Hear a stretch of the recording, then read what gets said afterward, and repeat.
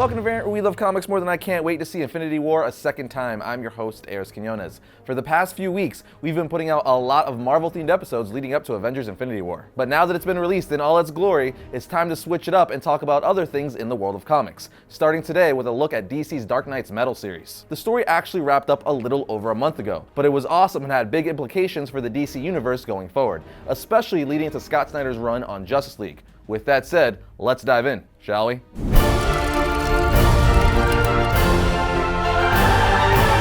This should go without saying, but this episode is going to contain massive spoilers for the Dark Knight's Metal story as a whole. So if you don't want anything to be spoiled for you, that is your warning. Dark Knight's Metal starts off with two prelude comics, Dark Days The Forge and Dark Days The Casting. In Dark Days The Forge, the comic starts off with Batman and Aquaman saving Dr. Madison from a volcano. Immediately after, we see Ganthet tell Hal Jordan to go investigate what's happening on Earth, as a terrible dark force is coming from there and causing rumblings throughout the universe. We then find out that the dark force is coming from inside Wayne Manor, more specifically, the Batcave. Hal then arrives at the Batcave where he meets Duke Thomas, and the two eventually work together to see what's going on in the cave. While this is happening, we see Batman meet with Mr. Terrific as he's also trying to figure out what the heck is going on. And with Batman preparing for what's coming, he tells Mr. Terrific that it's time to let him out of the box. Who is Batman talking about, you ask? It turns out to be freaking Plastic Man, who's taken the form of an egg, but I'll get to that later. After this, we see that Hal and Duke have found a hidden room in the Batcave. Shocker. However, what's an actual shocker is what they find in said room, and that's the frickin' Joker. This is particularly insane because the last time we saw him prior to this was in Batman issue 48, when he was still cured from being the Joker, sorta. If that confuses you, read Batman Endgame. Anyway, in the last Metal Prelude issue, Dark Days The Casting, the Joker escapes after a confrontation with Hal and Duke, and we learn that Duke is a metahuman with the power to become luminescent, as well as see light constructs in his surroundings. Batman then also gets a weapon from Wonder Woman that was forged by Apollo called the Sunblade, and then trades it for a dagger made by the wizard Shazam that was made with one of the metals Batman has been searching for. Later, at the very end of the issue, Batman had a vision of creatures from under Gotham saying, "The Dark Knights are coming and the father of Batman." This leads us into the main Dark Knight's Metal event, and the entire story is centered around the Journal of Carter Hall, aka Hawkman. The journal talks about the global mystery that spans centuries concerning mysterious metals. The journal also talks about four tribes: the Wolf, the Bird, the Bear, and the Bat tribe, and that they have been at war with one another since the beginning of time. The story then shifts to the Justice League at war with Mongol, all gladiator style, and they eventually beat him by forming a Justice League Megazord.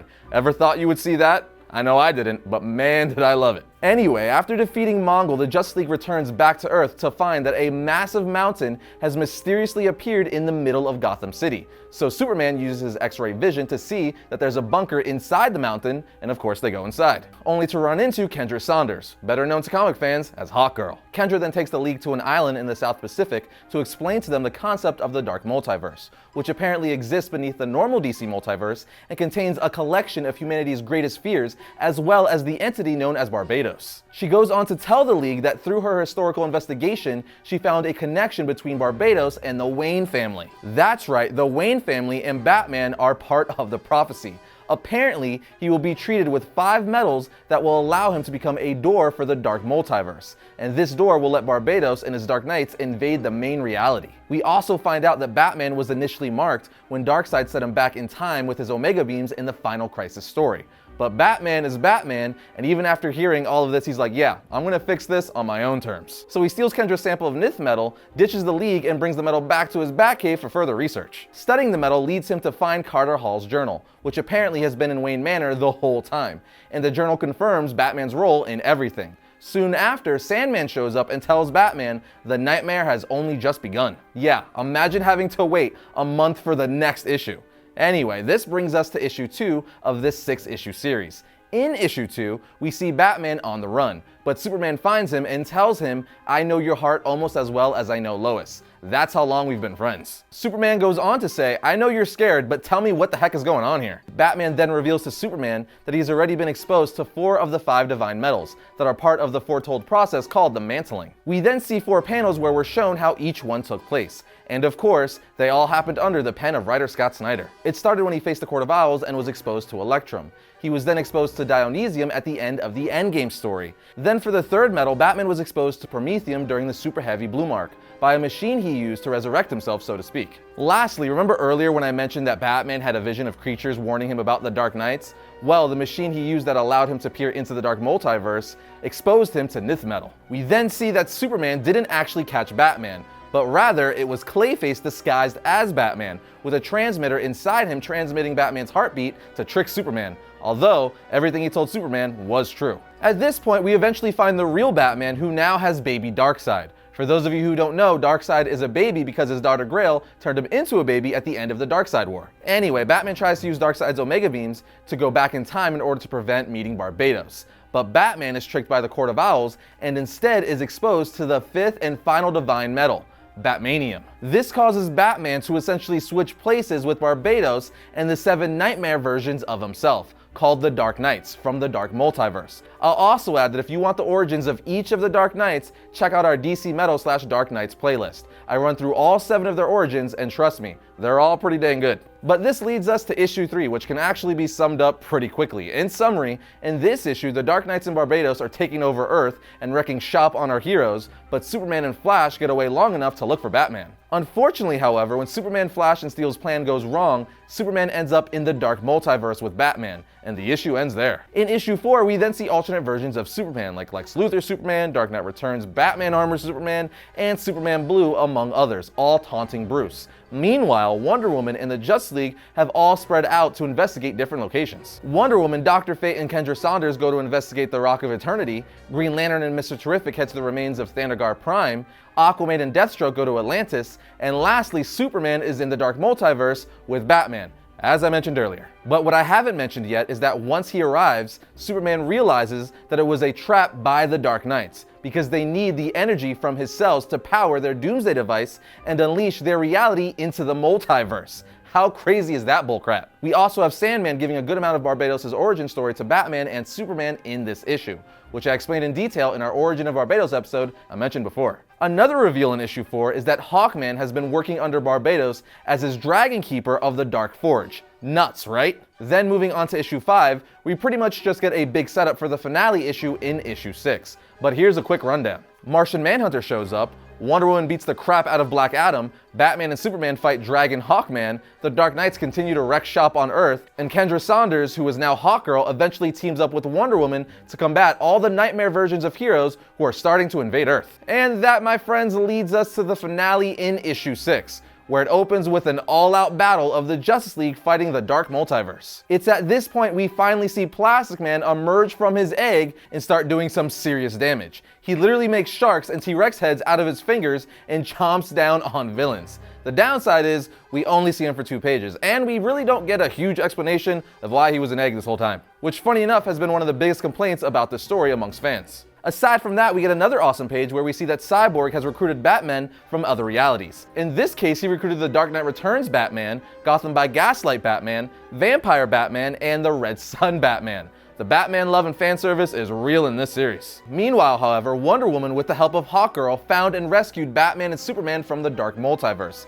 making the DC Trinity whole again. But not only is the Trinity restored and ready to join the fight to save Earth, they're also wearing armor made of 10th metal from the Forge of Worlds. We then learn that Carter's journal also explains how 9th metal gives the user power to defy physics, and 10th metal, also called Element X, is metal of the so-called Forge itself, the metal of pure possibility. It reads that whoever wields it, let his first words be recorded forever in the halls of kings, for his metal can take the shape of whatever needed.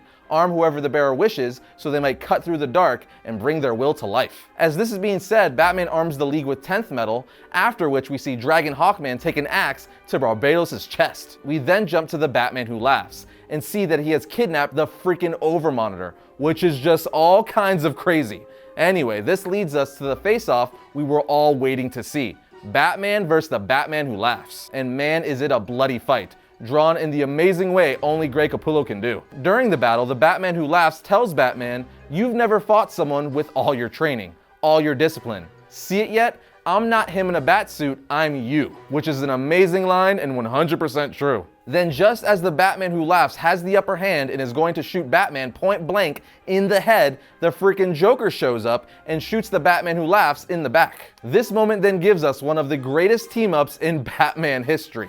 That's right, friends. Batman and the Joker team up to defeat the Batman Who Laughs. Batman even tells Joker during the fight, to be clear, we never speak of this. It's just such an epic moment to see the two of them team up to take down a Bruce-gone Joker. So good. After Batman and Joker take down the Batman Who Laughs, Barbados is finished off by Hawkgirl, and the Justice League band together with their 10th medal to restore Earth and get rid of the Dark Multiverse. So you would think all is well and good, but just as the story ends, we see that in the process of restoring everything, the source wall is broken and we see a hand breaking through. This, my comic comrades, is all kinds of nuts, because now, as the epilogue of the comic states, the DC universe is opened up to things we can only imagine. We even see glimpses of events to come, like Flash War, Dark Stars, Atlantis Rising, and Dark Pantheon. And as I mentioned in the beginning, we also now know that this directly leads into the upcoming Justice League No Justice series, where heroes and villains have to team up to fight a bigger threat from beyond the source wall. It's just all sorts of crazy town. The epilogue of the series ends with Martian Manhunter and Hawkgirl joining the League, and Bruce showing Clark and Diana blueprints of the Hall of Justice, which I gotta say, gave me nerd chills when I first saw that. But that's our overview of Dark Knight's Metal. It was a great read that had a massive impact on the DC universe. I do also want to say that this summary of the Dark Knight's Metal is not meant to replace actually reading the story. I highly recommend you guys still read it for yourself, because there is lots of beats and things here and there that we didn't get into. Plus, you always catch little nuances, and it's just more fun to read it for yourself. First up for Wednesday, May 2nd, we have Action Comics Special Issue 1. When Superman's world was reborn, his greatest enemy became his most unexpected ally. But does that truly reflect Lex Luthor, or was it all a sham? Here we have Venomized Issue 5. This is the conclusion to this series. If you're a Venom fan like I am, I suggest you check this out. Now we have Avengers Issue 1. This is famed writer Jason Aaron's debut issue of this brand new Avengers title, with a familiar yet different roster. Next we have Spawn Issue 285. Spawn's new powers continue to manifest as he finds he's able to do things he's never been able to do before. And finally we have Batman Issue 46. Booster Gold's wedding present has screwed up Batman's past and done even more damage to his present. Now with the Caped Crusader himself refusing to cooperate, the only way for Booster to correct his runaway timeline is to get Catwoman on his side. And that's going to bring another episode of Variant to a close, but remember to follow all our social media like our Twitter, our Facebook, and our website. Links for that are in the description below. And if you like today's episode, be sure to subscribe and then hit the bell next to it so you're notified whenever we upload a new video. But I'll see you guys next time when I talk about all things comics.